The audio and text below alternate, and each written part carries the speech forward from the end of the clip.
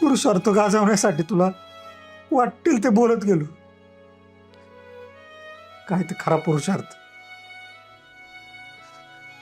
मित्रांचं ऐकत गेलो आणि तुला त्रास दिला. एवढं सगळं प्रेमाने चाललं होतं. कुठून बुद्धी सुचली नाही हे करून बसलो. आई बोलली काय ती काय खोटं नाही. माझे डोळे उघडलेत, मला कळतंय खरंच चुकी झाली माझ्याकडून. माफ. हो, असं नका ना जोडू. आणि आता तुम्हाला तुमची चूक लक्षात आली आहे ना, बस जाऊ द्या, रडू नका. आणि उद्या आपल्याला गाडी आणायला जायची आहे ना? हा सगळे आपण आनंदानं आपली गाडी आणायला जाऊ. काय? माफ केलं ना मला.